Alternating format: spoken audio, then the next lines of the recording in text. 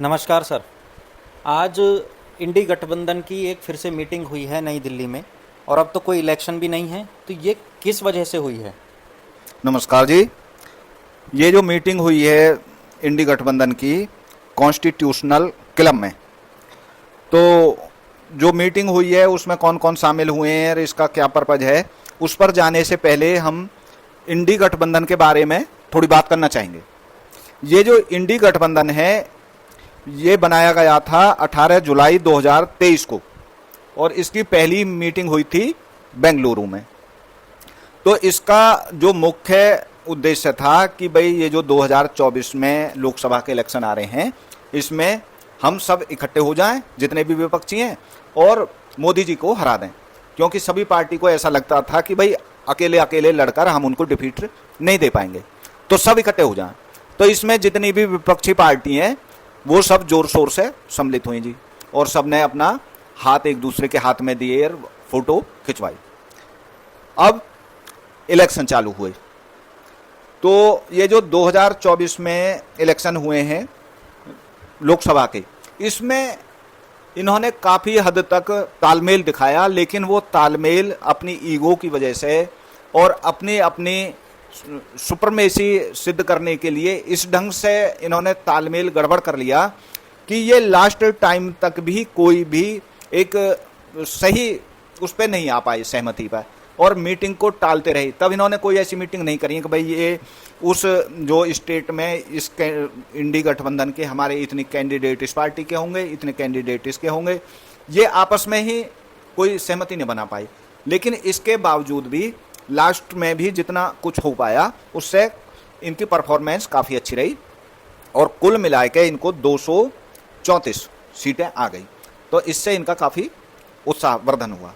लेकिन फिर जब ये स्टेट के इलेक्शन चालू हुए हैं तो इनकी ईगो फिर सामने आई है, क्योंकि ये जो जितने भी इकट्ठे हुए हैं इनमें सिर्फ कांग्रेस ही ऐसी है कि जो एक राष्ट्रीय पार्टी है, और बाकी के सब अलग अलग स्टेट के छत्रप थे, कि जैसे पश्चिमी बंगाल की ममता दीदी, इधर यूपी के अखिलेश जी, और राष्ट्रीय जनता दल के तेजस्वी, और ये जो है वहाँ से जम्मू कश्मीर से उमर अब्दुल्ला।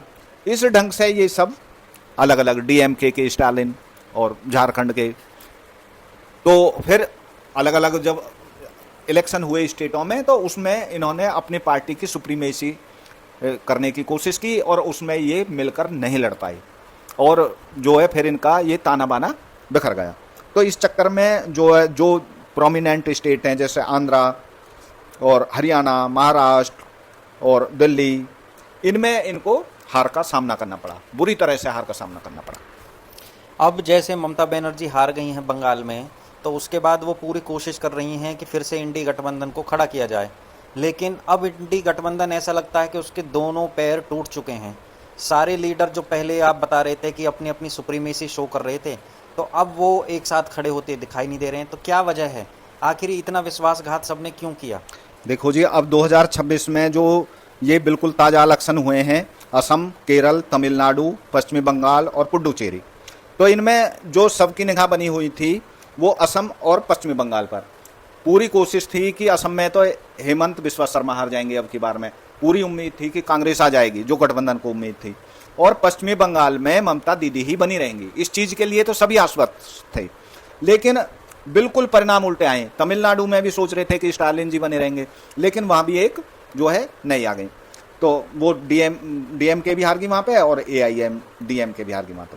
तो ये पश्चिमी बंगाल से इनको इतना बड़ा झटका लग रहा है कि ये एकदम से मॉरली ही सबके सब डाउन हो गई। अब इसकी गठबंधन की जो मीटिंग हुई है उसको देखो तुम, बहुत ही हास्यास्पद बात लगेगी आपको कि ममता दीदी इस गठबंधन की मीटिंग बुला रही हैं कि भाई सब एक हो जाओ, और अभी इलेक्शन हुए थे तब ममता दीदी सबको दुत्कार का भगा रही थी वहाँ से, पश्चिमी बंगाल से। कांग्रेस के कह रहे थे भाई हमें 4-6 सीट दे दो, और वो सीपीएम के कह रहे थे कि भाई हमें 2-4 सीट दे दो, ज़्यादा नहीं मांग रहे थे। उनकी औकात ही इतनी थी कि भाई हमें 10 दे दो, 5 दे दो, 2 दे दो। उसके लिए भी उन्होंने दुत्कार कर भगाया इनको कि नहीं नहीं, यहाँ तुम्हारा कोई वजूद नहीं है, तुम अपने उधर ही देखो, तुम्हें वहाँ तो लड़ नहीं पाते बीजेपी से, और यहाँ आ गए हो मुझसे सीट मांगने। और फिर जब ममता दीदी हार गई हैं तो उनकी आँख खुली है, उनको याद आई है, और याद भी इसलिए आई है कि एक मजे की बात देखो कि वो तो इंडी गठबंधन को इकट्ठा करना चाह रही हैं पूरे, और पार्टी का गठबंधन बनाना चाह रही हैं, और उनकी पार्टी खुद ही टूट चुकी है। एमपी भी अलग हो गए हैं उनसे, एमएलए ने भी अपना अलग जो गुट बना लिया, एमपी ने भी अलग गुट बना लिया, और जो यहाँ पर शामिल हुए डीएमके ने बिल्कुल साफ मना कर दिया कि नहीं नहीं ये कांग्रेस सही नहीं है, इसने तो जो है इलेक्शन के तुरंत बाद हमारी पीठ में छुरा घोंप दिया और जो ये हमारा गठबंधन तोड़ दिया इन्होंने, और दूसरे को उसने वो दे दिया, अपना समर्थन दे दिया। और ये जो है वो केजरीवाल जी हैं, ये अपना अलग ही खिचड़ी बनाते रहते हैं हमेशा। ये कभी तो कहते हैं कि सब एक हो जाओ, फिर कभी ममता दीदी से अलग से मिलते हैं, कभी किसी से मिलते हैं, और अब कहते हैं नहीं नहीं ये गठबंधन सही नहीं है, कांग्रेस तो बहुत ही बेकार है, और इसने मुझको दिल्ली में हरा के भगा दिया, और ये तो कांग्रेस तो इतनी खुश हुई थी मेरे हारने से। एक चीज पर आज आपको, सॉरी टू इंटरफियर, आज मैंने फोटो देखी पेपर में, तो जब ममता दीदी मिलने आई हैं केजरीवाल से, तो केजरीवाल जी बहुत हंस रहे हैं, ऐसा लग रहा है कि जैसे वो बड़ा एक मजाक सा बना रहे हों, और ममता दीदी बड़ी उदास सी दिख रही हैं। तो अब ये इंडी गठबंधन कैसे साथ में रह पाएगा जब एक लीडर दूसरे लीडर के हारने पे खुश है? देखो जी, ये तो अब जब दिल्ली में केजरीवाल जी हारे थे तो कांग्रेस वालों ने बहुत खुशियां मनाई थी, बहुत बधाइयां की थी एक दूसरे को कि हमने इसको हरा दिया है, और ये तो पूरी दिल्ली का इसने नाश कर दिया था, और ये कर दिया वो कर दिया। उन्हें बहुत ज़्यादा खुशी हुई थी इसकी हारने की। और ये जो है ममता दीदी हैं, ये चाह रही थी कि मैं इसको राहुल गांधी को भी पीछे कर दूं और मैं ओवरटेक कर लूं इसको, वो पूरे गठबंधन को। और केजरीवाल जी भी निराश हो रहे थे, और इधर तेजस्वी यादव जी भी हार गए थे, वो भी निराश थे। अब ममता दीदी इनमें बन रही थी सबसे ज्यादा, ये तो भाई अजय हैं, ये नहीं हार पाएंगी। अब जब वो हार गई हैं और अखिलेश यादव जी उनसे मिलने लगे, तो आप देखो अखिलेश यादव जी गए हैं वहां पे हंसते हंसते, और ममता दीदी फूट फूट कर रो रही हैं बच्चों की तरह कि भाई मैं तो हार गई, वो सांत्वना दे रहे हैं, नहीं नहीं दीदी आप नहीं हारी हो और आपको हरा दिया गया है। ऐसे ही केजरीवाल जी बड़े खुश हो गए कि हाँ हाँ अब से रहा, अब ऊँट पहाड़ के नीचे आ गया, अब ये भी वही हो गई, नहीं तो ये घमंड में हमको कुछ नहीं समझ रही थी। अब इसमें गठबंधन में कौन कौन आ गए मीटिंग में, अब ये भी मजे की बात सुन लो आप, कि इसमें उमर अब्दुल्ला भी आए और वो भी आई है महबूबा मुफ्ती भी। अब वो दोनों वहां पे धुर विरोधी हैं। अब इनसे पहले कोई इन दोनों से ही पूछ ले कि भाई क्या तुम दोनों मिलकर इलेक्शन लड़ पाओगे जम्मू कश्मीर में, पूछो इनसे कोई।